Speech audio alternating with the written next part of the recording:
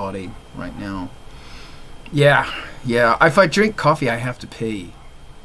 So I run away.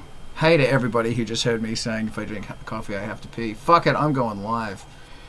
Okay, I feel good about the galaxy and the pending takeover of the human species on a Saturday morning.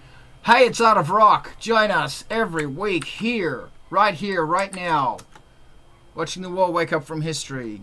Angelspit's Twitch is the place to do it because it's just better than Facebook because Facebook's closing you down. I'm sure Twitch will do that soon too. This is brought to you by Angelspit's Patreon. If you're bored, if you got a couple of bucks, I would be so grateful if you would jump on my Patreon because it makes my life much easier. Angelspit's new single is called Pay the Butcher's Bill. I'm quite proud of it. It's pretty slamming. And there it is on bloody Bandcamp. There's a new Ice Planet 9000 track called The Aquesta. Jump on it. That's on Spotify. There's some more amazing stuff on Spotify right there. That's called the Industrial Incisions Playlist, which everybody here is pimping. Thank you. And if you like non-stop fantastic music from the bleeding edge, you need MTV TV. You need MTV TV. And if you got a video, send it to them because they'll play it. And I got to tell you, they also have a Patreon and we got to keep those guys going. Let's do this. Today's point of conversation, I think your mic's alive, Pada, is going from section A into section B. How do you do it? When it ain't working, what do you do? Resi, hit us. I just wanted to start with a cautionary tale. Like, this might or might not work out for all time as being a bad thing, but Natalie Merchant's new record has one tune where most of it is a really, it's an emotionally compelling and heartfelt and interesting, and you're really with her, and the whole thing's it's either, I think it's like, maybe it's let's say it's a 6/8 feel for the entire time, really rolling, and then there's just one bar where she decides that's not the feel anymore. It's now 4/4, and the time signature just slams in and changes. And I'm trusting, because this is it's a really good album, new one, 2023. I'm trusting that she intends it to be jarring, and it's there's obviously seasoned musicians and intent and purpose in every note of this record, but I kind of didn't go along with it, and it took me out of the moment. So there's no preparation for it. There's no caveman drum fill. There's no riser. There's no key change. There's just suddenly we're in a different feel, and to go from a I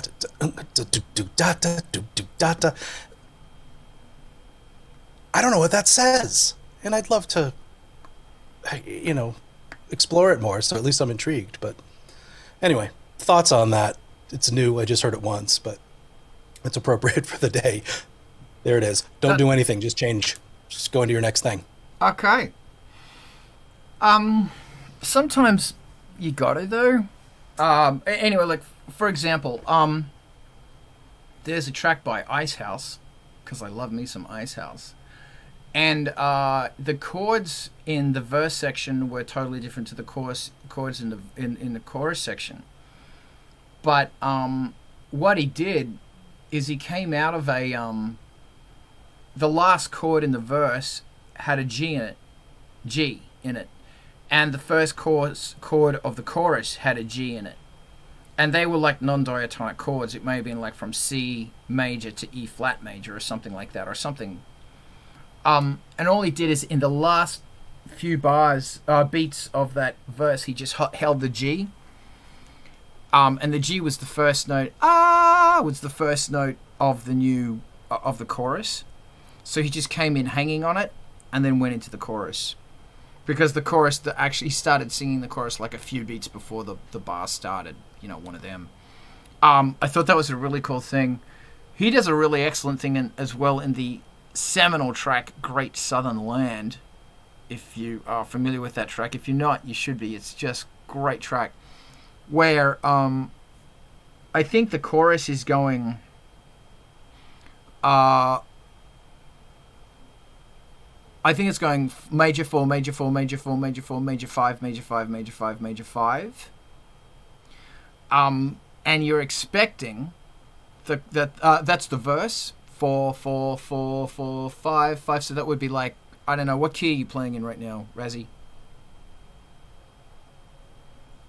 C.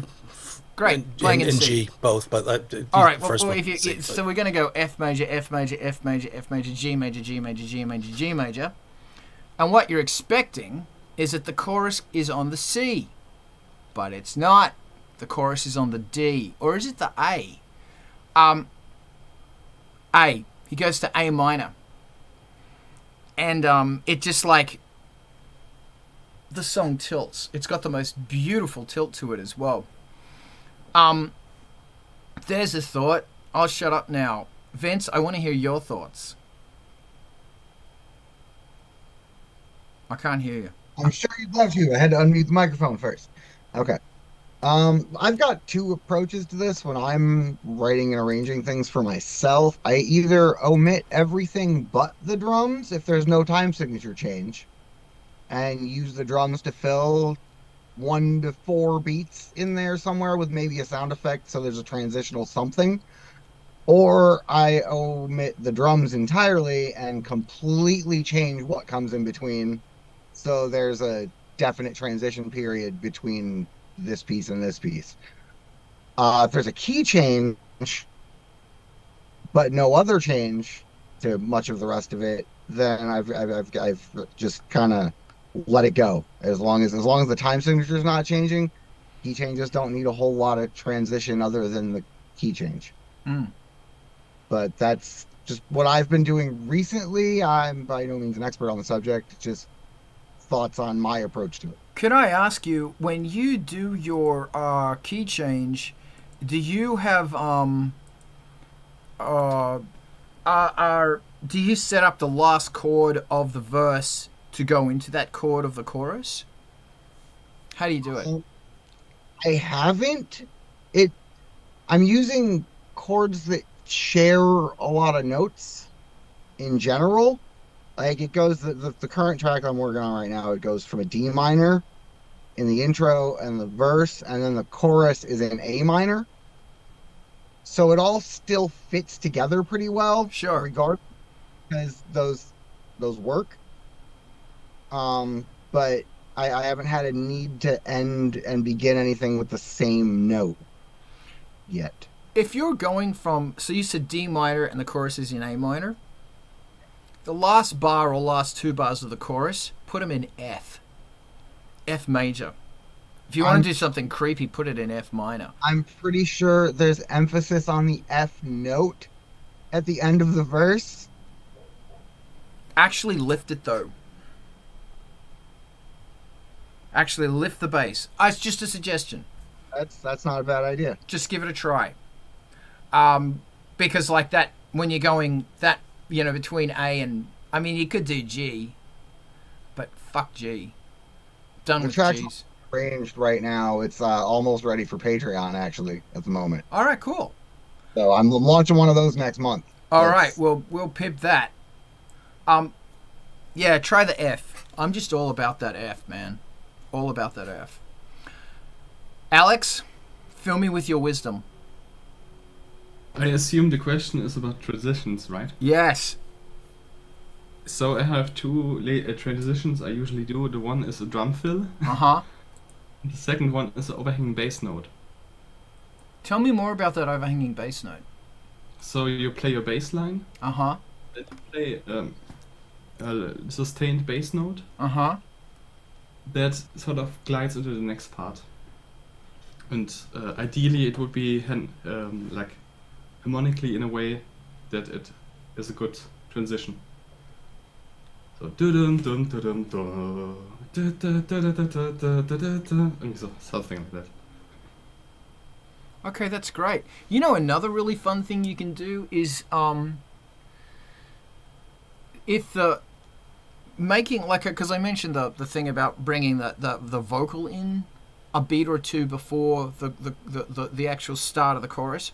Do the same thing with your bass line. Like your bass line might be, to use the greatest bass line ever, dum dum dum dum dum ba dum dum bum bum bum bum bum bum bum bum bum.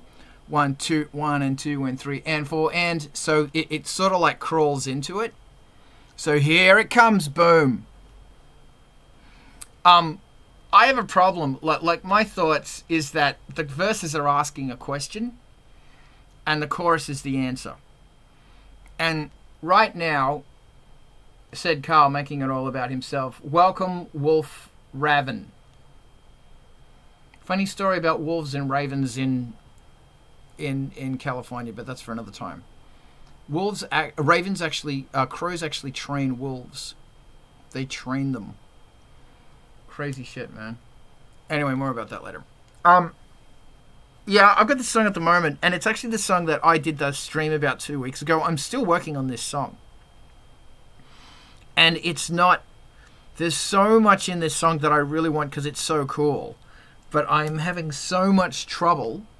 It's got this little melody, and it's a great melody. Everything's in the same key. It should all make sense. I don't understand why. I changed one thing. The melody was original. It had a... Oh, fuck. Da, da, da, da, da. I can't remember. It had a major third in it or something. I changed something. I don't remember. I made it minor third. That's all I changed. Everything should work. It doesn't work. For some reason, it's not the answer that I want. Like, it's the answer's got to be so good, it's a joke. And that is the chorus is the punchline. It ain't making me laugh. You know what I mean? It's not... And I just don't know what to do. Because I look at these parts and I go, these parts are great. Yeah.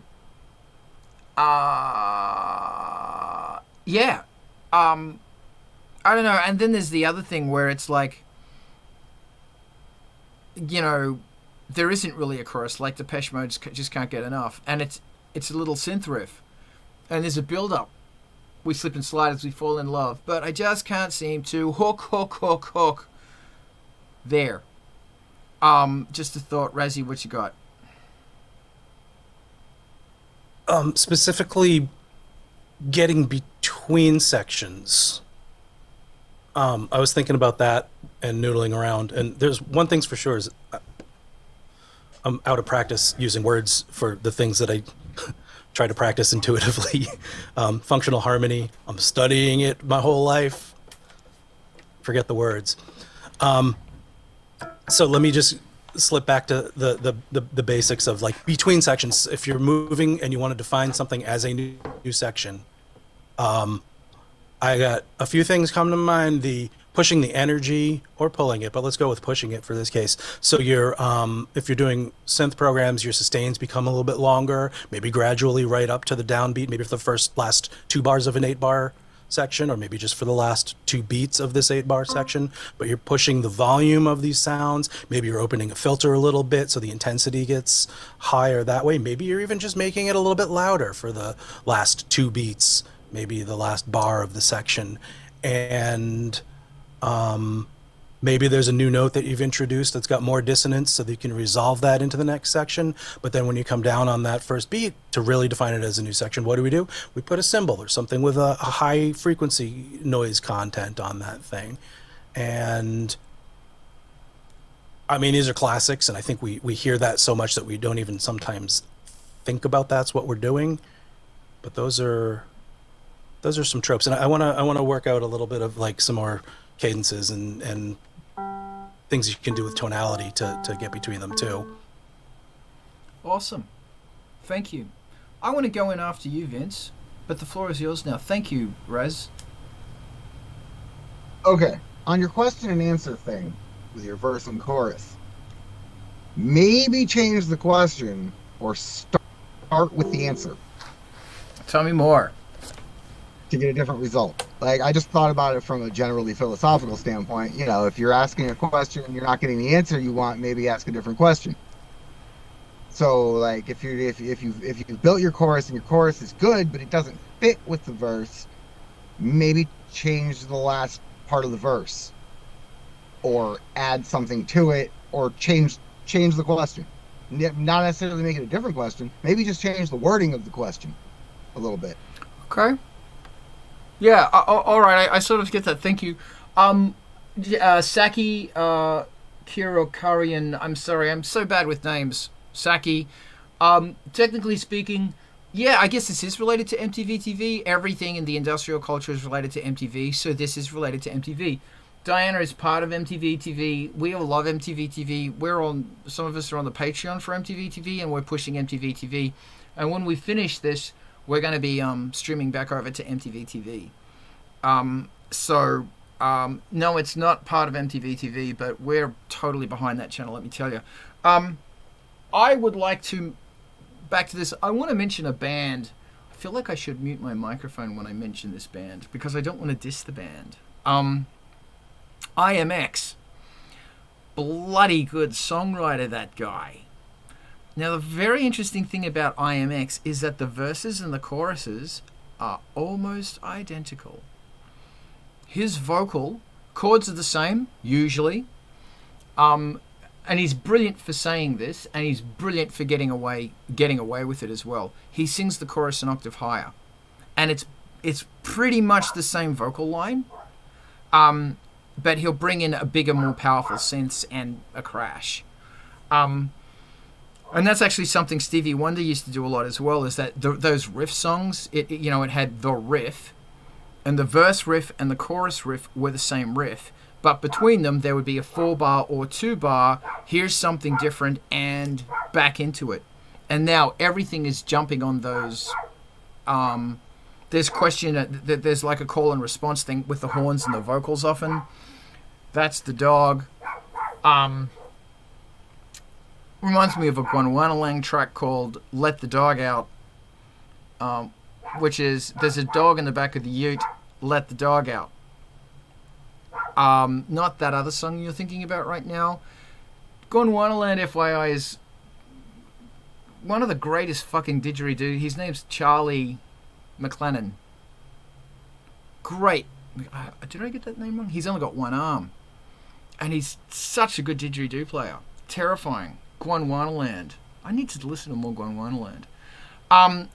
Yeah, so anyway, this is me really struggling to keep a constant idea.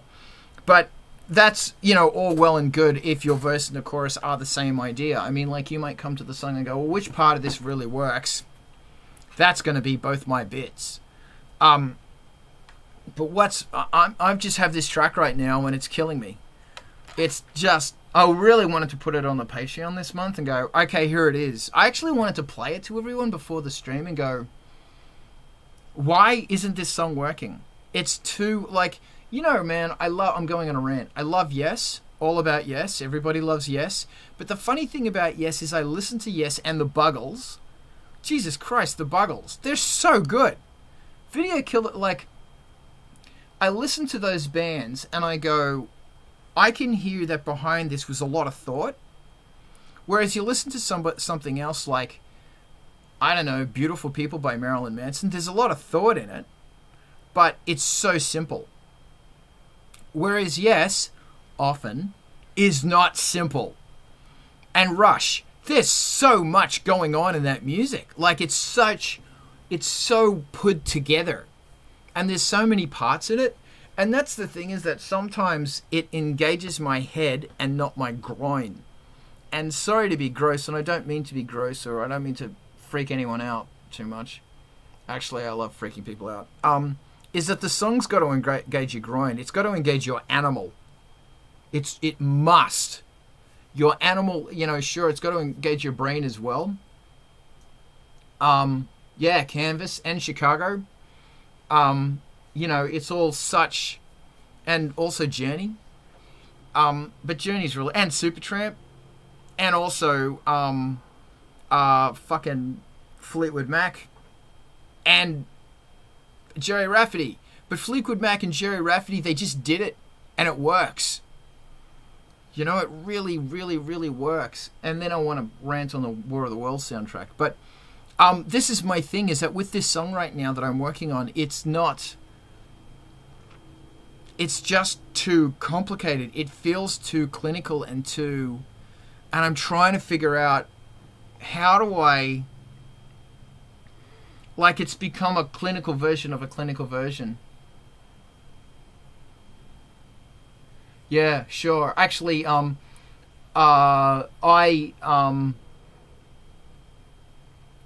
Rainbow X Eater, that's made a relevant point about making it. People don't want to think when they're listening to music. You know, like a song is like you meet somebody for the first time and you instantly like them. There's something else going on below the surface, but you instantly like that person. It's got to be like, that's got to be what the song's like. You instantly like it. And there's something there that makes you want to go back to it. When people are on a dance floor, they don't want to think. They just don't want to think. They want to dance. You know, when they're sitting at home or doing the dishes or whatever, it's, you know. But if there's got to be a dimension of it that, you know, it's there if they want it. My problem right now is it's just thought. It's too much thought. It looks like it sounds like somebody trying to be David Lynch. One song by Francis blew me away, an entire song the verses are super complex, but the chorus is chugging on one note. Yes, bang that note. Yeah, thank you, Rainbow X Eater. Carl, one song by Purry. Did I just get that right? Purry that blew me away. Periphery. Thank you. Is an entire song where the verses are super complex, but the chorus is chugging on one note. It's also really interesting. I do a bit of a Jeff Lynne ELO. Razzie, I was thinking this week you need to join ELO. I think that's only one weird beardo in a band at a time, I think, unless you want to be Boston. Dude, no, I think that's the greatest compliment I can serve someone. You need to I love Jeff Lynne's stuff. I think he's fantastic. And it's so fascinating that he does the plonk plonk plonk plonk plonk plonk plonk plonk thing. So did the Beatles. And then in the choruses it became plonk, plonk, or single chord once every bars. I am ranting now, I apologize. Vince, get me out of this mess. I don't know if I'm gonna get you out of this mess, but I had another thought on your project you're talking about. If there's too much thought in it, it seems like to you, take everything but the most intricate parts and the simplest parts that are essential to the beat and the melody, and just omit that, and then start from there again. So you've still got the bare bones of the song, and you've got the real thoughty part, yeah, and then the not thoughty part, and then you can fill in the gaps with a little less. Yes. See, here's something interesting. Before I throw to you, Alex. So I have this thing about a track is a mountain full of dirt, as mountains are made of dirt and rocks. But in the mountain is gold and diamonds. And your job is to go through and find the gold and the diamonds. And you got to sculpt it away until there's gold and diamonds, or whatever jewel you are choosing to look for, whatever it is. The ancient civilization that's buried in it, whatever. And my thing right now is that there are pieces of gold and silver and stuff coming out of the dirt. And what's curious is that the tracks on the new album, every time I do an album, I'll spend 8 hours on a track, 10 hours, and I change the draft number. So the song will be called Pay the Butcher's Bill -1 when I'm just starting it. And then after many sessions, it gets to... Actually, that's not entirely correct. But after, I think the tracks on this album, by the time they go to mastering, they're sitting around about between version 9 and version 12. Because I have learned after all this time that don't do this, don't do that, don't do that, because you're masturbating. Just find that clear thing and exploit it. Exploit that simple idea. This track is this track is currently on draft 12, and it's still just going. I don't know what the hell is going on. And the reason I say this is because like I wrote this track a million years ago called Vina Cava, and it made it to draft 32. Like, it took me a year to write that song. But it's still a super banger. So like, well, it is. But the thing about it is that I had to go through and scrape out so much stuff. And another one was Satanic Aesthetic.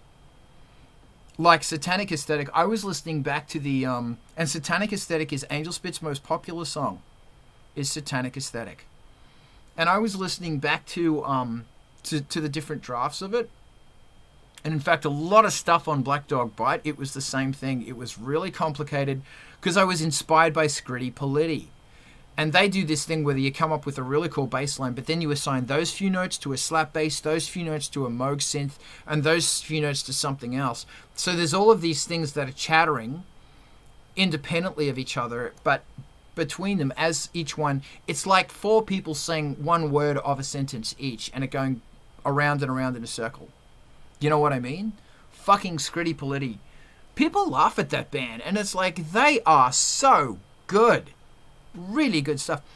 That with Black Dog Bite, my head just went so far up my ass, I went, this is bullshit. So many of the songs at the last minute, I just went throwing the whole thing out and just coming back to this really simple thing.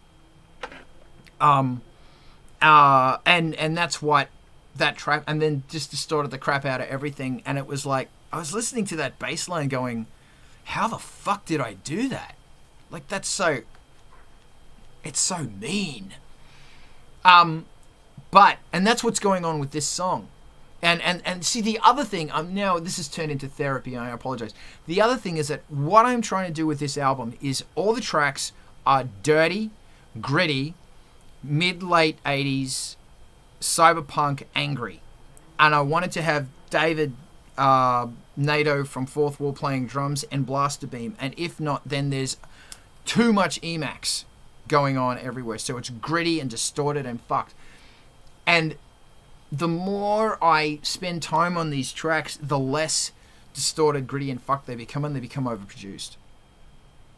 And it's just a fucking thing. It's just a thing.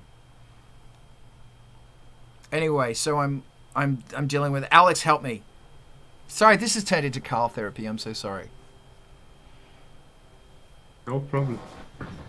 First of all, what I wanted to say, I think like 5 minutes ago, if you actually listen to the music by David Lynch, it isn't that complicated, and it's quite straightforward, more than you would think. I mean, he has his David Lynchisms, but it's relatively straightforward. Yeah, I don't know. Also, like, I think it's a bad idea to have one album where it's always 100%, because or always really hardcore, because then you get fatigued.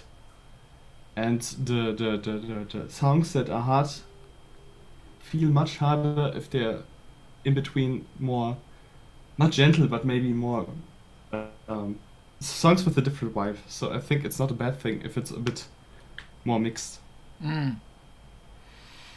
Personally. Yeah, and you know, you can also apply that to the verse and the chorus as well, is that, you know, if there is a difference between the verse and the chorus, if it's too different, have the whole thing banging, or the whole thing quiet. And whereas if the verse and the chorus are really similar, then the verse is quiet and the chorus is banging. You know what I mean? So it's a dynamic lift, which is also the name of processed chicken shit that we use as a fertilizer. I'm sorry. Okay, that's interesting. I'm now open to anybody else giving me wisdom. Go. Help me. Go. Someone. Or I'm just going to keep ranting. Alex. Maybe you could just play around and mute random tracks and see what you like. Well, that's a great idea. I need to do this. Oh, fuck, I don't know. Yeah, you're absolutely correct. I should do that. Vince, thank you, Alex. Don't mute random tracks. Mute specific frequencies through the EQ on individual tracks, but don't mute the same frequencies on any of those individual tracks necessarily. So that way you can pull things out without pulling out pieces of the song, just frequencies in that piece, so that what you're left with is the good parts that you're wanting to keep in every piece that you're not wanting to get rid of. Yeah. Another thing I do is, like, at the top of the lyric sheet on this, I have, what is this song about? What is it saying? What are the lyrics saying? What is the emotion that I am, besides seething anger, what is the emotion that I am trying to broadcast? What I want people to feel like a building is collapsing or they're falling upwards into space. What do I want them to feel? That was, I don't know why I said that. Razzie, you have to help me. I don't know how exactly. I think there's two things going on here, and for me anyway, my mind is spinning on functional harmony and figuring out, what a perfect cadence versus plagal cadence is going to do for your section change and how it's going to propel it. But I'm not, like, we're talking about some abstract stuff, which is always useful, but you're talking about some very specific stuff that now my curiosity is way more into what is technically going on with this song that you're having problems with, because we're out of the realm of getting between sections of a song and into how do you define a new section that's going to have a visceral and emotional change or component or contribution that you're missing, right? Yeah. And I like the idea of solving that, because there are musical notes off the root that are more hauntingly dissonant that'll immediately evoke that. There are deceptive cadences that you can go to that'll lead us down the wrong path. But I don't know what key we're in. I don't know if you've got a lot of chords, if you've got one chord, if you've got a melody, if it's all just grit and stuff. So I'm not sure where we're even going, but I would like to, and it might be outside of the purview of this actual conversation, but just hear the track and make some practical decisions and stuff. Maybe that's after, maybe that's now, maybe there's nothing you can do. What I might do is I'll upload it later, but because the curiosity of it is that, like, I guess what I'm saying is that the conversation of how to get to A and B and back again is a really good conversation, and you're going to have that for the rest of your life as a musician. Should. You will always have that. And man, it's funny that I am having the same Lockie. It's great to see you. And Adam. It's so interesting that it's, since I've been painting, it's really interesting that I'm seeing a similar thing with painting as well. As I have a nebula cloud, I have a planet, I have a spaceship. Yes, that sums me up. Deal with it. But the three of them have to coexist in the same thing. And with the song, it should work, but for some reason, it doesn't. And my thing is that when I do a song, because the fucker is I'm using a modular, and so I've got to dump that down. I've got to dedicate it to tape, because then the next track's going to go on the modular. I've got to pull everything out and set it up for the next track. The difficulty is that when you go back to it and you go, yeah, maybe I should change the key there. It's like, well, damn it, you can't do that now because you can't. No, man, you're not getting those sounds back. And I'm not taking photos of stuff. Like, that's a decision I made a long time ago. It's like, it is what it fucking is. And if you spill your paint all over the canvas, then you're going to make blue poles, baby. That's what you're going to do. Which makes it more of it takes control away. But I don't know, I guess that's the thing that gets me, is that everything should work. Now I'm listening to and it's so funny, man. Like, one thing I did is I did another vocal take of everything, and okay, that works a bit better now, that I can hear the vocals in there delivering this. But I don't know, still thinking, Rezi, what you got? Even when you say, okay, this is committed because the patching took 3 days and, doing a key change. I mean, there's ways around that are outside of the constraints that you've set up, but they're there. I mean, either the section that follows just doesn't have that modular patch. It's a new thing with a new chord. Or you've put it through a pitch change and shift that's diatonic, not chromatic, so that it imposes a new melody thing. It doesn't just shift it. I mean, there are audio processing ways around it. There are outside of your constraints that you've set up thinking for instrumentations and everything, ways of getting around it. It may break it from the concept that you had for the piece, and that could ruin the continuity of an album concept easily. But there are excursions, so many ways to get away from it that are just your decision of what this piece should be, blocking you from getting to that liberation, so to speak. That's really interesting. Something I'll just play on that it is, I guess I'm always trying to break my control over things, and that's the great thing about a modular, is that once it's down, and once you've cleared the board, that sound ain't never coming back. So you have to come up with a new sound if you choose to go down that road, and that could be something great. Here is, just really quickly, Alex, before back in the good old days when the keyboard players were surrounded by keyboards, and they used to sleep there as well.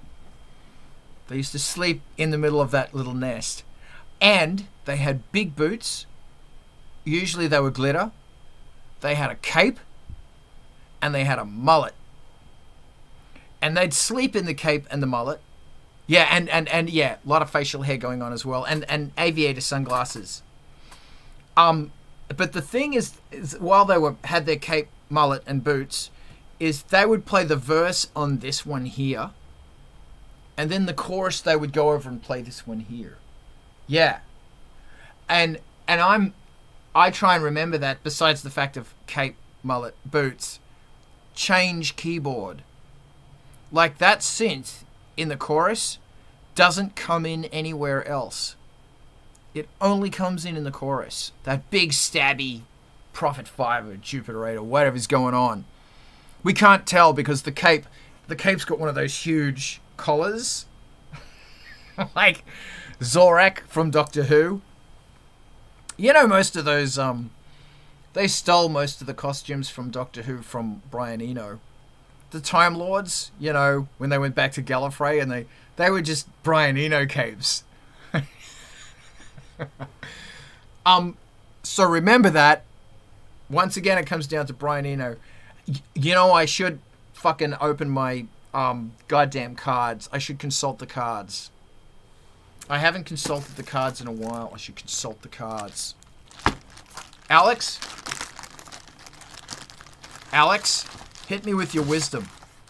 Two things. One, half jokingly. You could just make a patch on the modular, sample it, and then use it on your Emacs. The serious part. That's actually a good idea. I forgot. Right. Which part of Wiener Cover and Satanic Aesthetic did end up getting chopped off at the cutting room floor? And maybe you could chop off something similar or the complete opposite. I think I don't remember Wiener Cover because it was a long time ago in a galaxy far, far away. Because the bass line in Wiener Cover is just people screaming and a synth going, bow, bow. And I don't even remember what the guitar's doing. That riff isn't going on anymore. It's not on the chorus. Satanic Aesthetic, the bass line was actually taken from that was the fill. Something I like doing when I do a track is like, okay, there's the track. But the last thing I'm going to do is I'm going to have these 4 fills. And I put them at the end. And I don't actually program them in. I just stick them at the end and I record the synth parts for those fills. And then I slap them in there. And the synth's going, bow, meow, wah, and stuff like that. And then I stick them in as fills. So the synths are breaking and stopping and kind of like tap dancing with big stumpy boots. Cape, mullet. But Satanic Aesthetic ended up being one of those fills. Rezi, then you're going to go, and then I'm going to take a reading. Since you're clearly just talking about Rick Wakeman here, the key that we're looking for is verses around the Hammond over here. All the licks are on the Minimoog over here. Couple adjustments. It's got to be a stretch. Yeah, it's got a little bit. It's up on top of the thing. Minimoog number 3 up the top. Maybe there's 2 of them because it's a duophonic line. Who knows? And then the breaks and bridges and breakdowns are over on the Mellotron over here. So that's where your depth comes in. And then for the chorus, any combination of the 2. Yeah. Probably something like that. So that's the solution, I guess, to everything. Thank you for Rick Wakeman. I'm actually going with Eno because I have the cards. And Eno says, is there something missing? Yeah. Isn't that the question? Isn't that the fucking question? Is there something missing? Doesn't help. No, actually, it does help. Nimbex251, welcome. We're just crying over my life right now. If anybody else has life problems, I could give a reading right now. Does anybody else want a reading? Alex? What is the reality of the situation? Razzie? I could use one, yeah. Okay.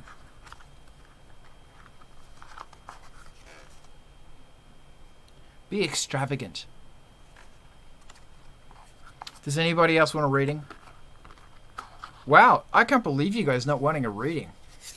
Ivan, fill every beat with something. Vince, I'm going to give you a reading even though you don't want one. A line has 2 sides. Diana, there's no reading for you because you've been a bad girl. But for you, Diana, use an old idea. I used to fucking need these more. I could stop at this point and tell you something very funny that happened to me this week. I'm working on the new album, and I'm working on I want to do something crazy for the packaging of it and the whole concept and theory behind it, like the whole idea of what it's all about. And so I'm trying to get into the, don't freak out please, I'm getting into the habit of using OpenAI or ChatGPT to say, okay, what's an idea that you can throw at me here? And I said, I want to know about a band concept based on, and merchandising ideas based on a religious cult. And ChatGPT said, religious cults are very dangerous and you shouldn't get involved in one.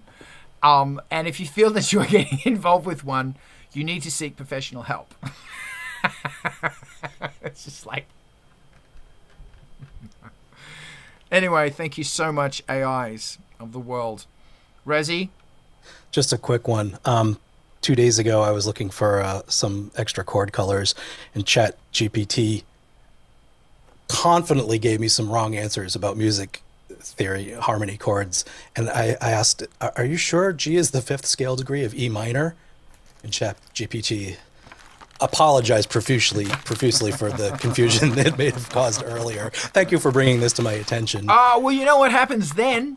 Then you're outside and you say, open the pod bay doors, please, Hal. And ChatGPT says, I'm sorry, I can't do that. Dave. I cannot do that. Yeah, exactly. Lucky, do nothing for as long as possible. Grim! It's so good to see you. And for you, Grim, give the game away. Grim, we have to do another track, by the way. Oh, Grim. You need to contact me because we're supposed to be doing another track. Alex! Go!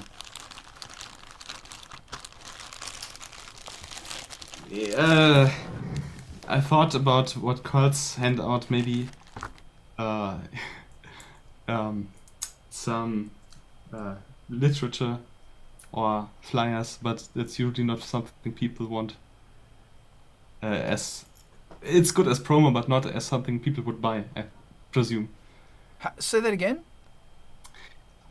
A flyer would probably be something that you use as promo, but not something that people would buy. So it's not like... True, but if you did a bunch of them together, and you did them as a postcard... and I'm actually thinking about doing a postcard set. like really nice postcards. I don't know. I'm just thinking about stuff. Live from the synth cave. Sorry? A postcard visits the beautiful synth cave. Yeah. Well, but also it's like, you know, because for the Patreon, when I released these tracks, I also did this nice kind of weird constructivist artwork for each track that, you know, and I was thinking they would possibly turn into really cool cards, like square little cards, or a zine or something. Like I wanted to do a zine, but the problem with the zine is it goes away in a box and people don't look at it very often. And if it's a whole bunch of cards, then I guess people lose those cards. There's an excuse not to do everything, and I have to overcome that. I think the initial wow, that's cool factor. I mean, even these damn things I forgot about them for a while. Just like people who go into the piano bar who want to forget about life for a while. Thank you very much. I lose a point for mentioning Billy Joel. So, Razzie, go, and then I want to talk about Jeff Wayne. There's got to be a way to increase the likelihood that somebody's going to use and destroy something, a piece of merch, a lovable, cherishable object. You know, like you get those, the deck of beautifully made cards, you know, with prestige and everything, and then you put them in a bag and they're kind of hard to get at, rather than sticking them out on a shelf and letting them get sun faded and moldy and using them. And yeah, I don't know what it is. Make it cheap, make it seem holdable. I'm sure there's product design techniques to making things, you know, connect more with your hands and shelf than with your file drawer, but that's an area that I haven't really thought much about. Yeah. I guess pins, badges, stickers, there's going to be people that squirrel them away instead of using them for their intended purpose. But yeah, hey, use those premium objects to make the moment special instead of waiting for a special moment. Dude. Yeah, that's great. I love that. We spent a lot of time saving really nice champagne for special occasions instead of making occasions special. That's great. And I found that making the occasion special is way better. It really is, like, it improves your life.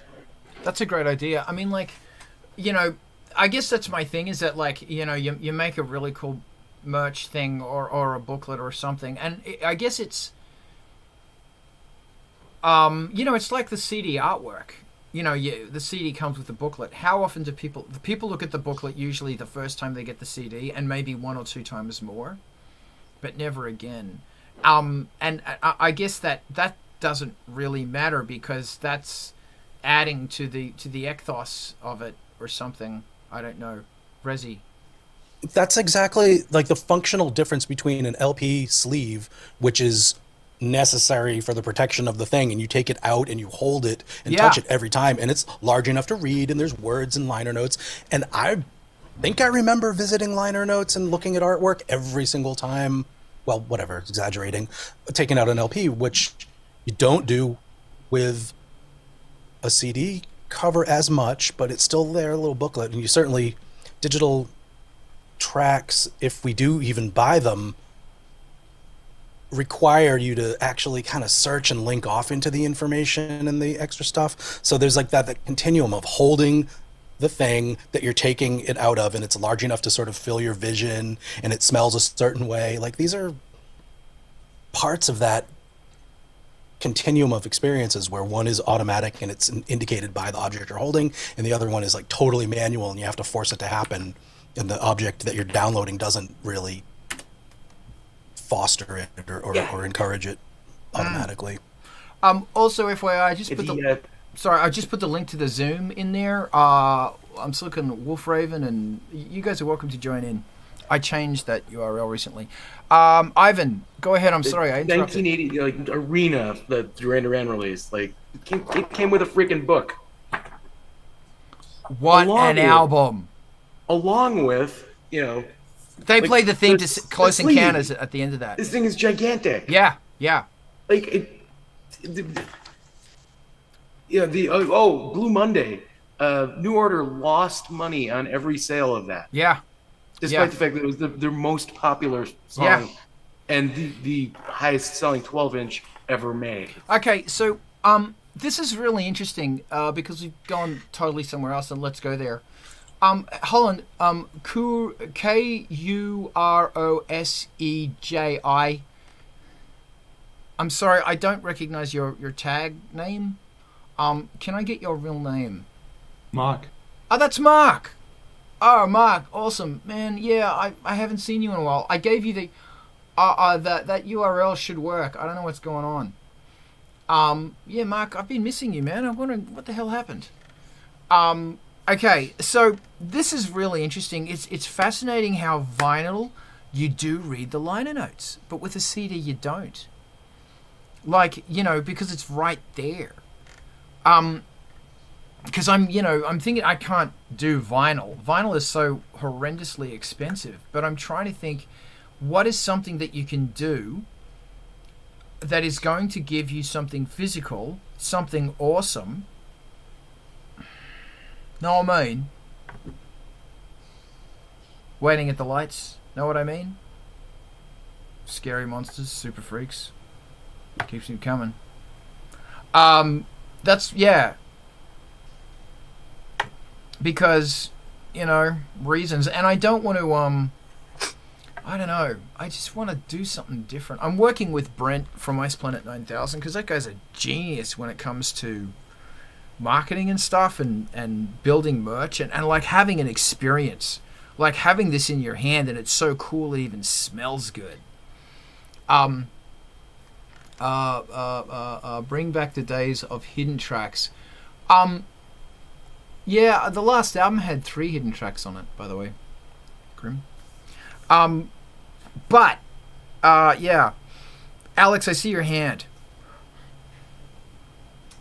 For me personally, the reason why I don't look at CD booklets as much is that it takes me like 1 to 2 minutes to get that thing out.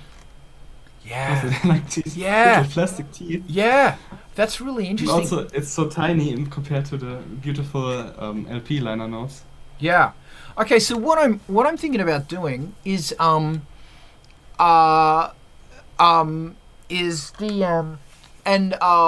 Raven, you're welcome to. I put the link to the Zoom in, so jump in. Yeah, sure. Advertiser phone, baby. Yeah, I'm trying to figure out how do I create something really fun that makes you feel like the way you felt when you were 14 and you discovered your favorite industrial album for the first time, or your favorite album for the first time. Like something I've seen bands do is do a book with a CD inside. The book. So we have a book, but I don't know how much low or like how much it costs to print books, because I assume it's probably a bit more expensive. It's a lot. Which is why and the other thing is that I like zines because they're small. You can pack it all together. It's cheaper to mail. It's cheaper to reproduce. There are some limitations with zines and stuff, but as Ivan's pulling out his favorite thing, and the other thing that's really hard is that, I'm looking at doing a run of not many, and to do a book where you're printing maybe 100 as opposed to 10,000, it is horrendously expensive. And the funny thing is that you're not going to sell 100 because 100 people aren't going to go, oh yeah, I'll buy that book that's, $60. No, they won't. Whereas if it's a zine that's been slapped together for like, here's the man, for like $10 or something like that, people will probably be more interested in something like that. And because this is the other really fun part about merch, is it's not just you have to make it or you have to get someone to make it. You have to factor in the cost, and knowing that in a Kickstarter, most people, the predominancy of that bell curve are spending $25 to $40.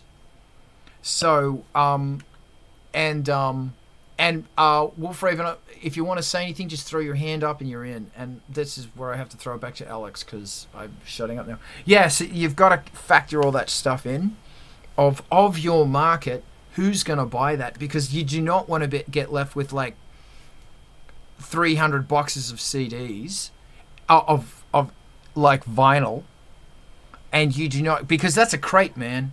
When one minimum run of vinyl, which is 300 vinyls, come to you, that's a crate. Because you'll fit 10 in a box that's a foot by that. 30 centimeters by 30 centimeters by 7 centimeters. That's 10. So multiply by that by 300, and it fits on a packing crate. That comes to you on a forklift. Where are you going to put that? Because if you do an initial Kickstarter or something like that, you'll sell 100. If you're lucky, it will take you 5 years to sell all those vinyls. Ditto with artwork. And that's the other thing as well. Posters don't sell. They just don't sell. It's like you're going to have all this stuff, and it's like it's a freebie that you give away. Fun. And that's what really gets me, is that people go, oh yeah, that's really cool, I want to do cool things. It's like, yeah man, I want to do cool things too, but the fact is I ain't going to sell. Hold on, Razzie, I'm blabbing too much. Alex, your hand is up first. I'm going to throw it to you, then I'm going to shut up. I just wanted to say, because people don't and be too precious with their things, I like it when people just include 2 sets of stickers. Because then you can use one and keep the other one for the special occasion that will never happen. That's really smart. Thank you very much. I appreciate that. Razzie, go. And like I said, Raven, Wolf Raven, if you want to jump in, chuck your hand up. Losing money per item, and Carl, you're working through the profit and loss on a product and stuff. Like, it's not. All right, I have to turn it into show and tell time. And we did a limited edition run of an album back in the day that was hand-bound, handmade, not normal sized. And I would not call it a success by any of those measures, which, like looking at the price and labor and time and intensity, because yeah, like you said, you have to get somebody to make it. And the manufacturing was, I mean, this is one artist's hand-bound book. Laura Luttrell made them, and you know, we made stamps and the photo process, and the thing was filled with show it up, I want to see it. A unique photo series inside that's stuck in, like an original photo, and then the printed booklet and the signed and stuff, and edition numbered. This is a printer's proof that each of the band members got one of. Silver thread to bind it, to hold the booklet in. And I mean, the experience was the project, or the project was the experience, and whether or not that actually, I don't know what people did with them. I don't know if they got destroyed and used, or if they just got digitized and thrown, into the library.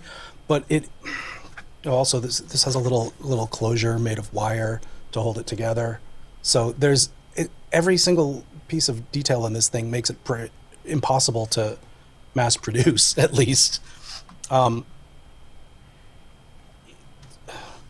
I don't know where I'm going with this, but it really kind of reminded me of that project. Okay. It's the opposite of mass production. So. We're going to go into a zine rant. Adam, it's great to see you, by the way. So this is what's really interesting, is that is so cool. And I'm telling you, no one threw that away. And that's where I'm coming back, and yes, I'm answering my own question, is that it's really funny how people keep these things as little mementos. They will rarely go back to them and go, oh, I'm going to go. They'll keep them in a box. And every time they move, they'll go, what's in that box? Oh, it's that. Oh, cool things. Back in the box, move. But it's so strange that it's because they have it, and it's because it was made by hand. People love it. There are, I don't want to, confuse, what I'm trying to say is that big mass production and stuff, and it's something I love doing in a Kickstarter, is spending a week or two making merch. I love it. And going, this book, it's going to Resi. Like, you make that book and you're thinking of that person, like, it's going to him. Boom. It's very, very, very, very fun. I'm going to shut up and let Vince speak. Okay. I'm gonna say maybe you should go to doing something you've done before, but maybe do it in a little bit different way. And the USB drives, you did that before, and I don't know, is that too expensive? Is that a cost issue? Is it a number you need to get thing? Because you've got more options now for designs than you had when you were doing it before, because they've made all kinds of new fancy little USB drive things. You could probably update that. Then it's functional, and it comes with your music. Yes. So if I can actually answer that, I think I will do USB drives again, but not just yet.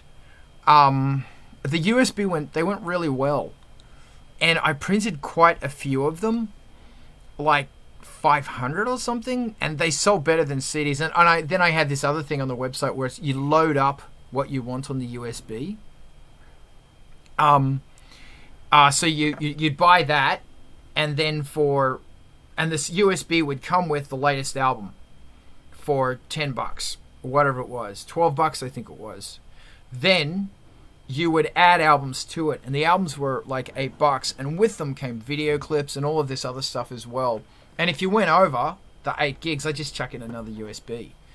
And they went really well because there was all of this extra hidden content that I will do it again. And actually on this one, I do want to do sample libraries, but I don't know how to approach this. I don't know the price point. I don't know, like, I don't want to make them too expensive because it's me bashing something.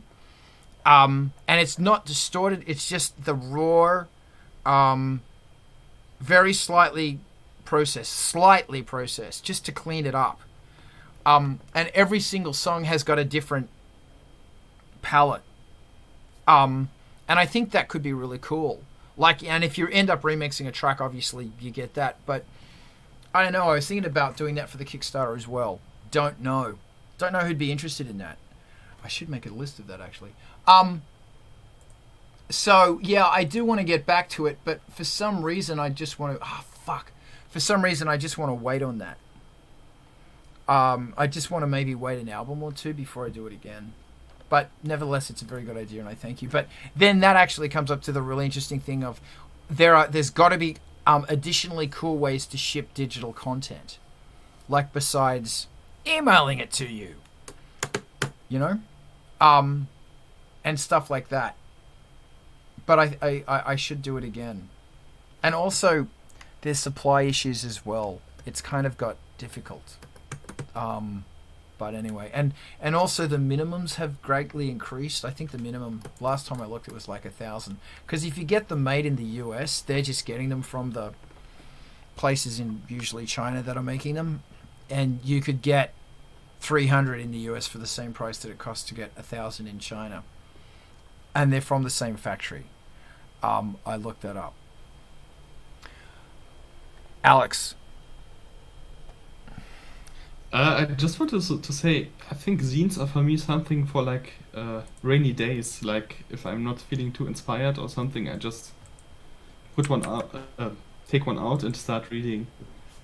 So they get use. Do you have a box of zines? I have a shelf. How many zines do you have?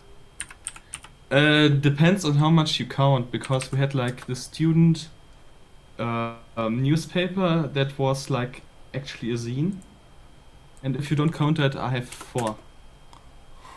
Wow. Okay, I have a suspicion that zines they're having a resurgence in LA. I have a suspicion that zines are going to do some crazy cool comeback, because zines are fucking awesome. Hold on, I need to make myself a note here because I'm making notes. Yeah, zines rock, man. They epically rock. Alex, did I just interrupt you? Were you still going? I forgot what I wanted to say, so never mind. I suck. I'm sorry. Bloody Graham. go. Aaron, it's good to see your face. Good tidings indeed. Fun fact, before I joined the Zoom, it asked me the question of the day. And dare I say it's an existential question for everyone on Art of Rock Zoom. It said, do you really want to go there? I was like, holy fuck. All right, let's go. Because it can get a little bit heavy. No, I think zines would be fucking amazing because it's one of the only platforms that's truly not censored, you know, because you're not routing through a publisher, you're not doing any of that Mickey Mouse bullshit. You could say, this is what I want, you know, this is all the rage, beauty, you know, intricate thoughts and everything that I could ever try to convey to you through art, images, etc. And you could send it straight to somebody, and that kicks serious amounts of ass. And I agree. Like if you're trying to land the sound or the price point, like on the sound clips, I think there's inherent value in that because as a sound and like video and like editor from a cinematic standpoint, it is pure unadulterated hell trying to actually find good quality sound clips that don't have crackle and car alarms and all of this bullshit behind it. So if you master your craft and you know how to provide quality badass samples for people, I definitely think that there's a value there without all of the digital noise and the clutter or people screaming in the background or motorcycle noises, you know. So I think that's worth venturing into. Thank you. If I may ask, Ivan, the link you shared, what is that link? They make actually they make a variety of distributable Fun audio stuff. Oh, cool. This is specifically to their USB card. Oh, right, yeah. I might put that And in the you know, chat. like it's surprisingly inexpensive for 100. I mean, you know, was it the that's 4 gig. The 1 gig is like it's less than $500 to get 100 of the 1 gig, and that's with graphics. So Okay. Okay. So that's $500 per. Oh, that's $5 per. yeah. All right. That's if you ever get a chance, look on Alibaba. Cause Oh yeah, no, 'cause I'm sure if you go to Alibaba, you can get the price down even further. Oh yeah, like for But- 500, you'll get 2,000 or something. Maybe I should look at cards. Then you're stuck, screen printing these or. No, you can labeling get it them done at somehow. Alibaba. They can do. Oh, all you that shit. can? Yeah, Oh, and okay, failing that, better. you can stick a sticker on them. But you don't want to do that 500,000 times. I know that. But That would nevertheless, suck. this is good. I put that link there, and it's something really to be considered. This has turned into a fun conversation about merch, and I thank you. Aaron, there's your hand again. Did you want to continue, or? All right, cool. And thank you for what you said before. Alex, go. I mean, it's not really for me to make profit, but if I got something that I want to release, I really wanted to make a custom tape run, just because I can, and I think it's something really cool. And if it's just my own music, I don't have to.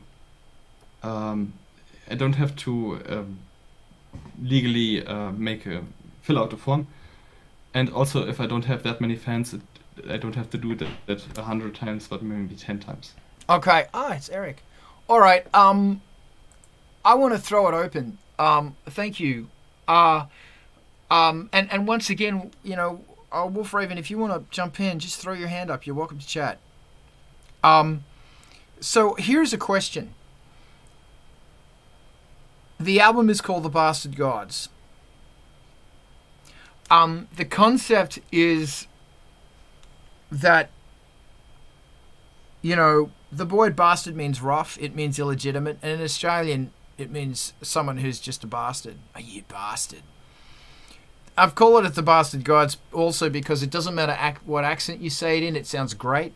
When an American says The Bastard Gods, Bastard Gods, it sounds great. When someone English says it, someone German says it, sounds great. Great words. I couldn't call the Facebook bastard gods, so I'm sort of going, shit, here we go again. I was actually thinking that I was going to blot it out. Like on the CD, it would be blotted out. Because that's the other really good thing about CDs, is that you can do whatever the fuck you want now. It's not going in a shop. You know, do whatever the fuck you want. Because, you know, it's like, you know, Sex Pistols, God Save the Queen. It was just two black bars. So my question is, it is about a cult gone horribly wrong. It is about a cult that has been AI. The concept that God in our civilization has become us who are gods, who are now at the mercy of an AI that is out of control, or is it in control? And it's just a whole bag of burning, not so much fun. So my question is, and take this to Planet of the Apes, movie number 2, Beneath the Planet of the Apes, where they're singing, Amen, Amen, Amen, Amen, Amen, around the bomb, where we show them our true self. You've seen Beneath the Planet of the Apes, right? Bloody hell. Really? Simpsons parody only. All right. Well, it's the same thing, and it's really, really, really, really, really, really. It's so fucked up. It's fucked up. Considering that we just lost Eric. Considering that is the process. That is it is a cult gone wrong through a blender. What would you sell as merch? What would you sell as merch to your followers? Aaron, go. Make sure I'm unmuted. I would... Shit. Whether it's print, I don't know. Well, like a best case scenario, you could print it on like that projector paper that, you know, could be shown, and somebody could flash a projector or a light to throw it on the wall so it's interactive, and you're like, holy fuck, this is the album artwork or whatever. But my brain immediately goes to, what would the FBI report be on said cult and or bastard god's findings? And you could do, you could in your promotional material have a shitload of redacted on it, you know, just black bars and muddied up shit. But then the people that are actually like supporting, or the people that are in the know, quote unquote, that do the Kickstarter or support you at a stronger level, can get all of that stuff either in print, unredacted, unclassified, and or something in a lithograph projectionist thing that they could shine up on the ceiling, because that would just be cool as fuck. I like it. I love that a lot. Just let me go one step further and say that one of the concepts is that it's if you can imagine that this is the cult that destroyed civilization, that the only thing left in 1,000 years' time, when this civilization gets rediscovered by a guy on a beach going, damn you, you did it, you dropped the bombs, another Planet of the Apes thing, is this box full of religious relics from this cult. So what's in the box besides Gwyneth Paltrow's head? What's in the box? What's in the fucking... What I'm going to do, I'm going to let you think about that. I want to throw this to Alex. Thank you, Aaron. That was great. Alex, thoughts? So the thing I'm most likely to forget first, maybe do like a special dice that is like D&D. I don't know how if it's possible, but that would be maybe something that people would be interested in, I assume. Another thought I had is there were like these very specific Christian comics by some tracks. Christians. Yes. Chick tracks. Yeah, maybe something in that vein, or maybe a parody of it, because they are like really iconic. And it's probably way too much, but you could make like ropes. Ropes. Dark ropes. Dark ropes? Well, how they are called? Like, if you had... Oh, a noose. Oh, robes. Yeah, interesting. Yeah, ropes. Not ropes. Ropes. Yeah, because Maybe you could also do go ahead. ropes for bondage enthusiasts, but I meant ropes. Thank you very much, Mark. I loved your idea about the QR codes, or an ARG that leads to another ARG. I don't know what an ARG is, for a few steps and make it really hard, and then hidden payload for more songs or something. Yes, I know what an ARG is. Thank you. Hold on, Raven. Wolf Raven. I saw your comment, and then we're going to get to you in a minute. Alex, thank you so much. That's great. Wolf Raven, you're on. Nope, there's the button. That's the first time I've used this. Anyway, I do all of my merch is digital anyway. You don't have to worry about supply issues, and you can take it down if you want scarcity. That was what I was trying to add to that. All right, I love it. I made this for Dark Tunes in the middle of a stream. I absolutely love it. Yeah, I like this concept of things that lead to places, because with the original Crunk House, we did a game that was really rudimentary JavaScript, and we can't use that anymore because it's a security issue now. Because back in the good old early 2000s, we had this cool thing. I'm loving the scavenger hunt. I love that. Thank you very much. That's a crazy idea. Razzie, hit me. If we're still talking about physical stuff, like couple of things came to mind. Hand modified Bible pages with annotations from the alien language about the cult. So, and they could be mounted on something like cardstock or in a specimen envelope or something like that. And series of Santeria candles with the alien gods depicted instead of local lore. And something about either I don't know if we're still in the realm of handmade, but the laser printer foil sheets for the ink color, or getting a foil hit on the artwork so that it's either holographic or reflective, and same exact color, so it only catches the light at certain angles, so it's a little more cryptic. These are extremely specific to extremely vague. I love it. Yeah, hopefully. And then there's also this floating the idea of redaction bars and like censorship to get around the 7 dirty words issues is corporate as fuck. And it just rubs me the wrong way. But redacting words that are actually innocuous to change the meaning, either for comedic effect or for subversive effect, that I can vibe with. I like it. Because I'm actually thinking about having a t-shirt with a whole bunch of text on it that's been redacted. Just to Oh, those the Japanese stationery stores always have the redaction stamps on a roller, so you ink it up and you can just put a bunch of like very obfuscating kanji over your text. It's so cool. I didn't know about that.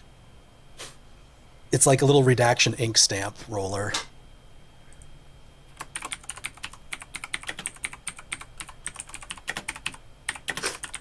Type. Yeah. All right. And you can use metallic ink stamps with that too. I love it. That's fucked up. Thank you very much, Vince. All right, I'm going to expand on a couple of things that other people have said, and also your idea, and give you a way to tie everything together, possibly make it just a little bigger so it maybe gets a little more attention. Do the scavenger hunt from both sides. Present the same document with different redacted material, depending on which side they're doing the scavenger hunt from. Becomes a little complicated figuring out what information to include on both documents so that it works both ways, but that way you can do the historical documentation of the investigation side of the cult and the cult side. So people can choose a side. They can investigate the cult or they can work for the cult. I like that a lot. Okay. Can I ask you? And I see hands. I'll get to you. My question is, how many people would actually do that? Yeah, I don't know. That's I don't know. In my experience, from what I've seen in the performance of what it seems like other people's stuff do on the internet, if there is a competitive nature to it, or you can pick a side, people are generally probably going to be more likely to want to get involved. I love this. See, here's my thing: is that every Angelspit album's got this crazy concept and da, and it's got a website, and if you dig around, you can find information. But I sort of lost enthusiasm about doing it because people didn't. And I put like a counter on a page back in the good old days to count how many people were getting to step 3. And it was like 1 or 2 people. And I guess that, I don't know, I'm going to want to think about this. I like it a lot. It could be something as simple as, Bandcamp codes or something. I don't know.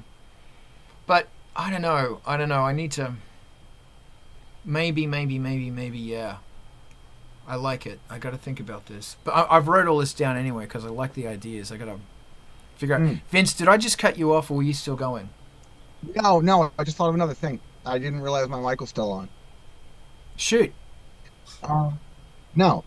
Way to make it rewarding. Get a physical merch item of some sort to end a scavenger hunt with. In order to get to the point to order the merch, use the document as a digital file that you send to them. And they use the document to figure out how to start the scavenger hunt. They do the scavenger hunt. Scavenger hunt gets them to the page to get the physical merch. And depending on which side of the scavenger hunt they're on, if you can find a way to make it affordable to do so, have 2 different physical merch options, 1 for each side. Yeah. And they have to be one-off. Probably a one-off handmade thing. I love that. That's great. That's very fun. Thank you so much, man. I love that. Was there anything else you wanted to add, or will I throw it to Aaron? Well, I guess you can credit Parks and Rec for my scavenger hunt thoughts, because I've been watching a lot of it lately. Excellent. Audrey. Love Audrey. Aaron. Thank you, Vince. Aaron. I don't know about logistics or if it's stupidly expensive, but there's quite a bit of inks that react to cold and hot, to the point where you could throw it in a Ziploc bag, throw it in a freezer, and it resets. So there's a lot of inks that'll look like Viking ruins, or Viking runes, and script, etc. And yeah, I think the cold resets it to where it just looks, ambiguous, and it's all, whatever random calligraphy and, font type and symbolism. But then the heat starts revealing the letters behind it, So that may be worth exploring if it's not overly stupidly expensive, or for the scavenger deal, it's like you limit that to, a set amount, you know what I mean? Or it could be, sent out to your Kickstarter supporters, etc. But I'm just spitballing, but I think that could be a cool avenue. That's a cool idea. I like it a lot. Thank you. Awesome. Thank you, Aaron. Raz, what you got? I think we have a wide range of enthusiasm for ARGs and scavenger hunts. What's an ARG? Here, which alternate reality game. Okay, thank you. Which, in vaguest terms, just like if something you can read on a website and then go out in the world and do, and requires that kind of feedback loop rather than all existing. Although I guess, sorry, I'll let somebody who knows what they're talking about say the actual definition. But as long as it isn't like your present day reality in the lore of the game, it's something is different about the world. That's the alternate part. The thing that you asked, Carl, or you mentioned that only a couple of people filtered through to one of the goals of a scavenger type challenge, and yeah, it is a barrier for most people. for a lot of people, and it depends on your audience. But ARGs and scavengers still require a really good hook that either feels mysterious and provocative, or your PR is set up to give it that feel and vibe. And I think it's more part of that than it is being a super passive attraction of any sort. It still requires like a effort to cause it to become something, rather than in and of itself being so attractive that it is automatically something. But it also depends on your story writing and game design skills with how engaging and useful it is or enjoyable for people. Love it. There's a lot. All right, thank you, man. This is great. Alex. Something that Autica did, it's not really an RNG, but it's kind of sneaky. They hid the sysx data of their groove boxes for their projects, for their live concerts in their site, and only 4 years later people found it. Huh. And it's all the patterns and so on for their groove boxes.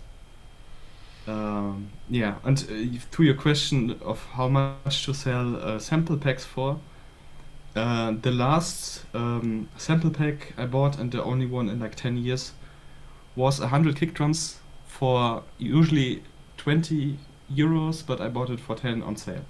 Okay, cool, thanks. Yeah, I was gonna make all the songs, sample packs for all the songs, $10. And it's not there might be 100 samples. Here's a sample of Carl throwing a giant plastic water bottle down the stairs. Stuff like that. Which is actually a really good sound, because it's the best slapback reverb in that staircase. Aaron. I just thought in tandem with whoever reaches the finish line of said scavenger hunt, clue thing, whatever it is, you could record a video. I mean, I know that's just one more thing to do, but it could be something that ties into the Bastard Gods and that mythos and that cult-esque ritual, and that might help hash out what you want that photo shoot or that look to be. So my brain's going in two lines, but what ultimately the goal could be is that at the end you have the congratulations, you've reached the end type video, whether it be hooded cloak character, voice modulation, slideshow, what have you.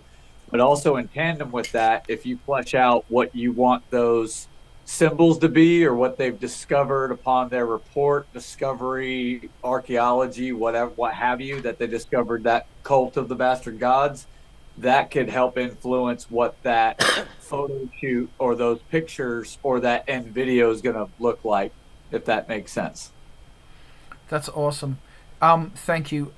Just before I throw to you, Rezi, a quick question is to think about. So if you came across a box that is full of relics from the cult of the Bastard Gods, I want to know, what are those relics? You know how there are beautiful Catholic relics and there are Buddhist relics, etc. What are these relics? Rezi, floor is yours, go.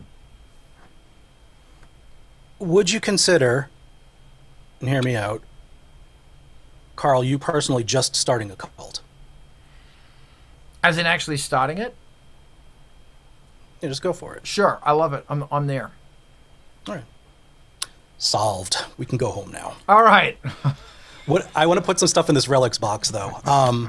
They've got to be there's some sort of kit bashing for the things you get out of the 25-cent gumball machines that you can do with costume jewelry and little babies trinkets. That's that's a classic, actually. I don't know if you're going to get it, if it's more of a object and language proving it's alien, or some sort of body horror contortion angle that you want to go with. It sounds more like it was futuristic, sleek. So I was thinking, some sort of rings and medallions kind of thing with greebles and shapes bashed onto them from rocket kits and costume jewelry, that kind of thing. I like it. That's an interesting, pensive response. I mean, I feel that like, but the labor intensity, or are you looking for something that's going to be resourceable? All of the above and cool.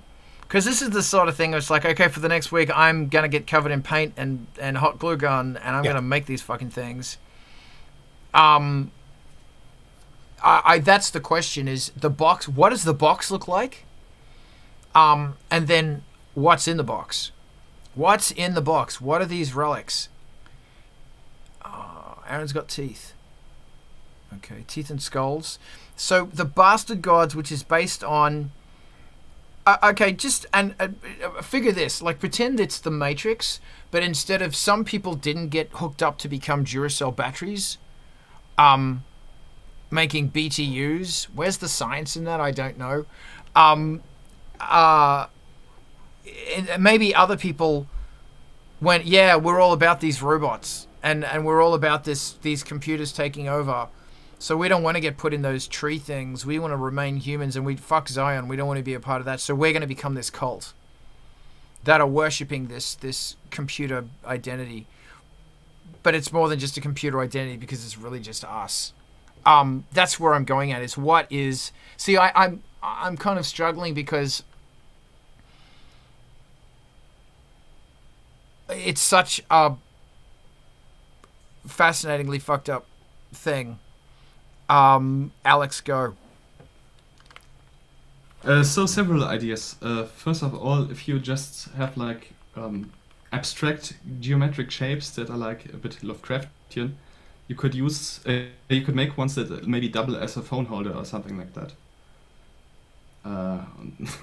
That's one way to think about it. The other idea I had is, if it's not too much labor, I think Scientology had like these machines that were like testing some imagined property of you. The idea I had is maybe make like a cheap little noise synthesizer that is like a human-machine interface or something. Like, maybe you can buy pre-assembled PCBs, so you would just have to wire up maybe some pressure plates or like some knobs or something. I don't know if that's too much labor, but that's one idea I've had. That's a lot of amazingness. A musical e-meter. Yeah. The problem is that to creating that is outside my skill set. But I love this idea. It's an interesting idea. And if it was something that looked like it that was broken, then maybe. Because, also, I don't know. These ideas are boiling my head in fantasticness. And Mark, thank you as much as well. I'm reading what you're saying here. Aaron, go. My brain goes to 3D printed or otherwise, but it could be an altar that holds up a case, and inside that case could be like to the effect of what you spoke about, with where the humans aren't batteries, but maybe they treated human or androids as a pick and pull, so you could literally have like a circuit board with blood spattered on it because it might have been a chip that was in somebody's hand or arm, and they ripped the wiring or the data out, like the chip, and that could go on an altar. Because like you said, sometimes people look at things and they look at the album artwork, okay, 1, 2, skip a few, it goes in a box. But if you had an altar to that concept of the Bastard Gods and that futuristic Doom-esque, that's kind of where my brain's going. It's, like I said, humans that aren't batteries feeding the Matrix. It's the humans that went to the junkyard that were used as a pick and pull, or people, just went through savagery, ripped components off of them. They sustained themselves. So again, in the case or on the altar is a bloodied chip that used to be their entire consciousness, existence, access, whatever, embedded in their arm, hand, neck, face, etc. It's really interesting how it's very interesting how that there's a cyberpunk idea coming up, and I guess what I'm thinking about more is something that doesn't hack the body but hacks the spirit. Like it is a spiritual machine hack. It is a spiritual virus that destroys your spirit, your ability to stand up, to be inspired, to keep going beyond your mind and into your spirit. But nevertheless, it's got to get in there somehow. So maybe it is through that. This is feeding my brain. Thank you, Aaron. Diana. What I can think of is Charming Disaster for their this very last album they just did. They did an Oracle deck where the images were depicting each song that they had on the album, but you could also interpret it different ways. But they were like a few of them each were done by fans of the band, so that they had fan art in this Oracle deck that can be expanded to the next album, the next album, the next album, interpreted anyway. But that's just what popped into my head. That's lovely. That's really interesting, because I was thinking tarot as well, but not tarot. Like if there was an equivalent of this that was an ology, astrology, or whatever the ology is, that has taken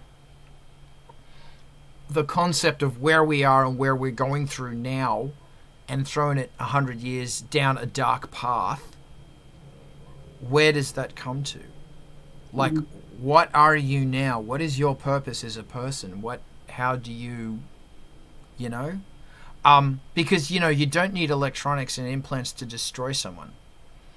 It can be done with somebody voluntarily longing to, that's a cool logo, thank you, to scrolling, death scrolling. That does great things for your spirit. That is wearing and grinding you down. Like, that's the beginnings of the concept.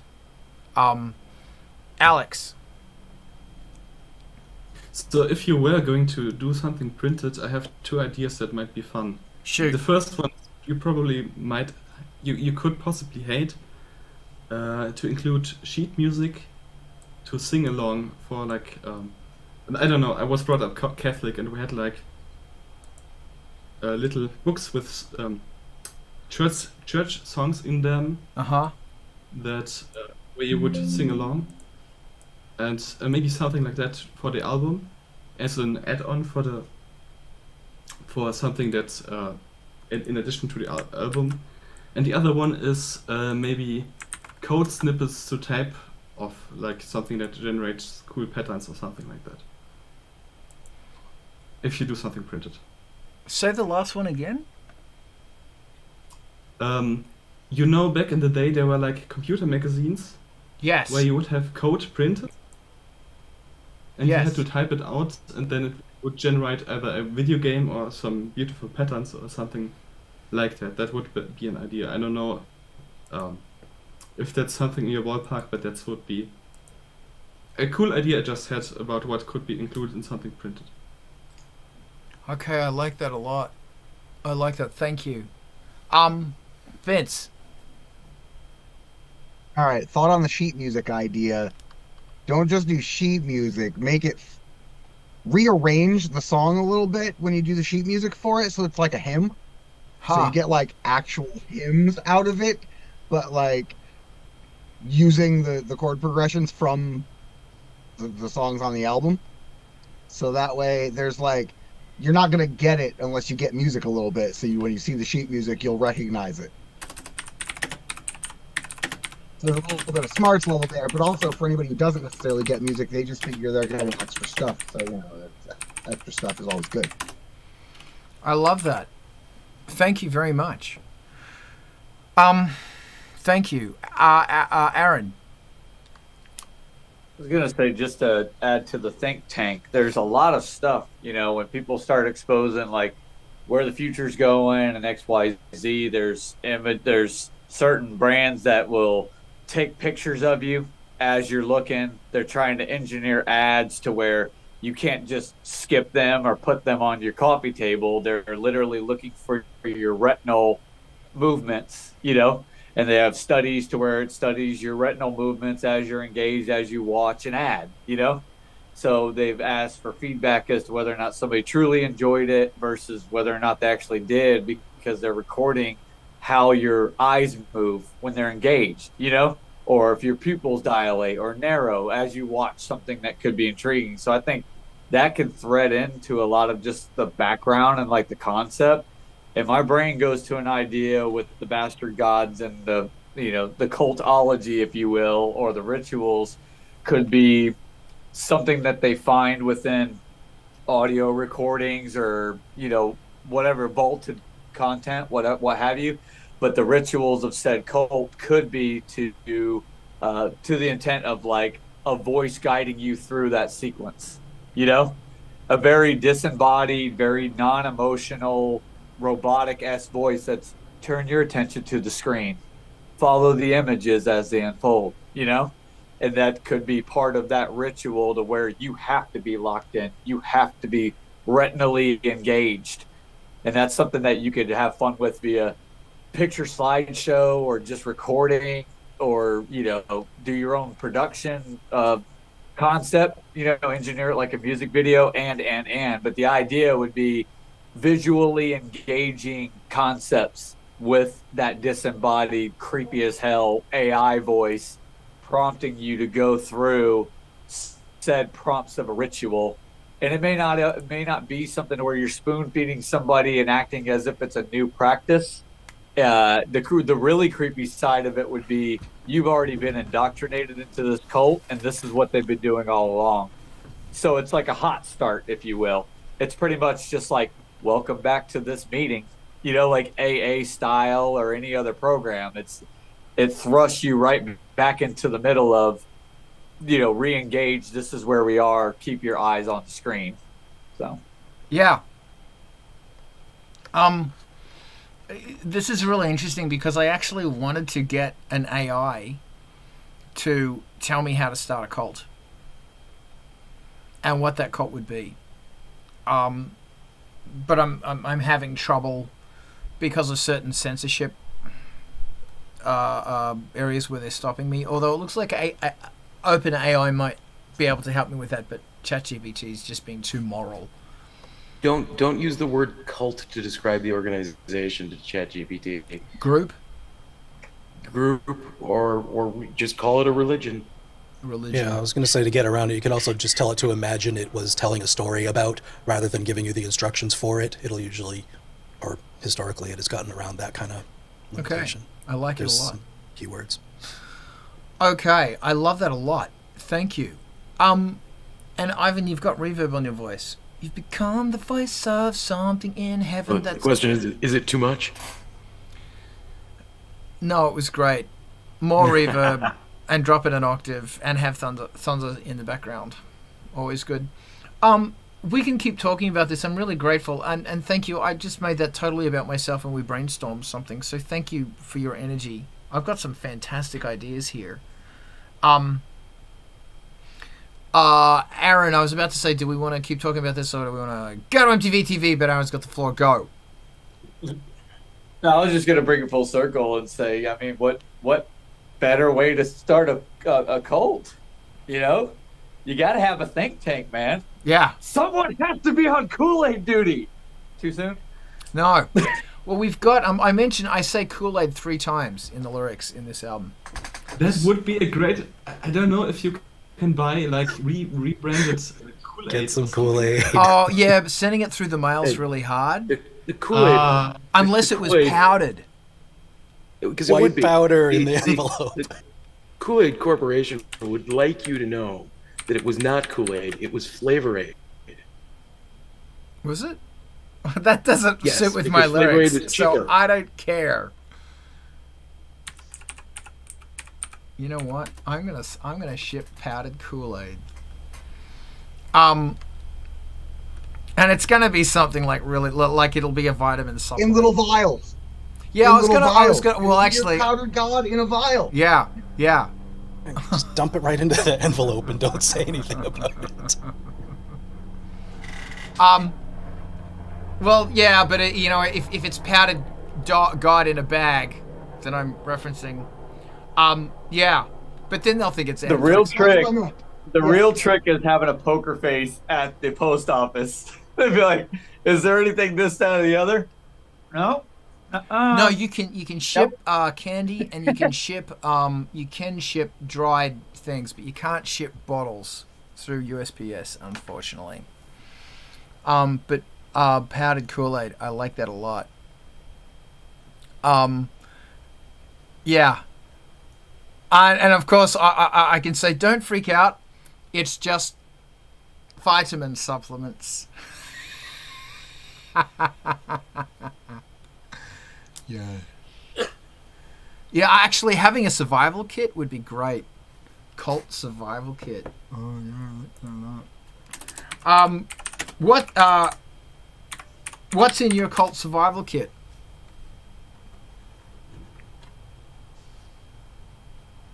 All right. First of all, your cult survival kit needs to be your highest tiered subscription thing for your Kickstarter.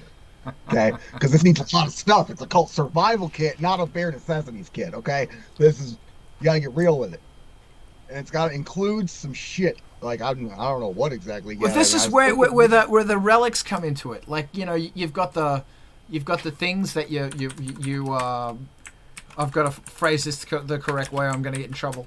The rosemary beads which you rub. I was going to say the things which you rub. The round things you rub. I get it. Yeah, I got you. What else is in your cult survival kit? So you need a ritual dagger. Include the USB drive in the survival kit because it's tech related stuff. So USB drive needs to go in there. Okay. What else? Also, because it applies to the cult, it's the music of the cult. You gotta. So it's not a survival kit for surviving a cult, but it's a survival kit issued by a cult. You got it. Yes. Yes. Come on, what else is in it? Oh, there's got to be some sort of talisman that it signifies that you are a member of the cult. And what is that thing? It's got to be some sort of jewelry you can wear around your finger or neck or wrist. Put the USB drive on a necklace. or a USB drive that is a bracelet. A stress ball.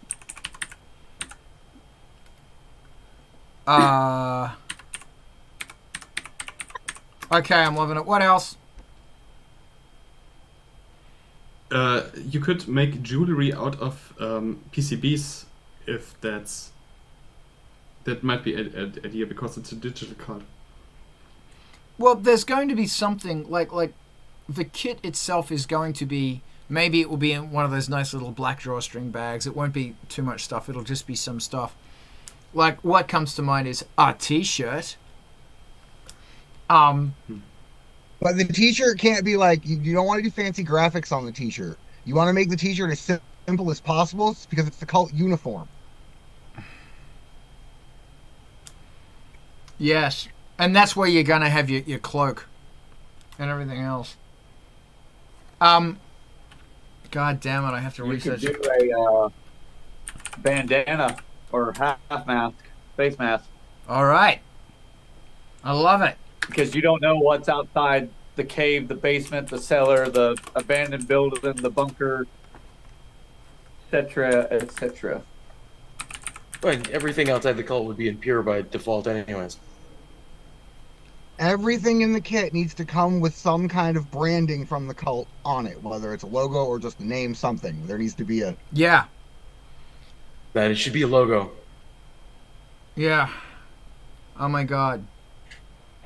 Got to figure out that logo. Oh, two-sided keychain maybe? Something that says like, upload and you flip it, says unplug, Yeah, like yeah. It could be you tap into the cult or you unplug, from like society. Just patches. Thank you, Mark. I will add patches. Yeah. So my one thing about patches is people. I mean, once again, it's not. Once it's out there, it's out there. I don't know if people actually put on patches anymore. That involves you sewing, and some people just don't do that anymore. Not if you offer. Well, I mean, there's the iron-on patches. Yeah, true. Very true. Because I really love the old school black and white on denim. Like the old school punk patches. Love that stuff. I wanted to make a zine that was all like just denim, a material thing, and you could pull them out and put them on yourself. Is there any more crazy ideas? Laminated step-by-step card for invasion/end of days preparation. Like you find in the back of an airport, aircraft survival thing. Yeah. I like With it. humanist diagrams. It's getting Fight Club now. I love it. Thank you. Okay. Maybe if a cloak is too expensive, a black rain poncho could be an alternative. A poncho. A poncho for a cult. I mean, they're just plastic. Like for the rain. Yeah. I like your idea of a robe. You need to just give them a canvas sheet because they can use it to make shelter, Yes. clothing, Yes. tarpaulin. And it will deflect the blast. It's Painted white. And if they're real desperate to have fun, they can always put some art on it.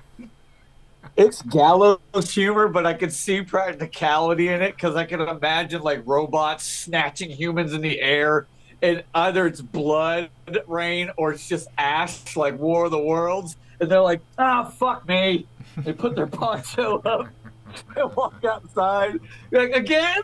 Really? There's only supposed to be like 30% actually, Alex, the today. poncho might be a good This idea. fucking sucks. Okay, wow, everybody is jumping on board with the poncho. See, I really wanted a cape that had like Moog written on the back in silver glittery writing. I mean, the poncho could damn near be a cape. It could be. Nobody's stopping you from wearing that for the rest Put of it your on the days. poncho. Thank you. Okay, what I vote we do is we're going to have this amazing conversation backstage, and we're going to go to MTV TV. But just before we do, I'd like to announce that this week I rediscovered the soundtrack to War of the Worlds by Jeff Wayne from 1976. And if you're not familiar with the soundtrack to War of the Worlds, you need to hear it. It's amazing.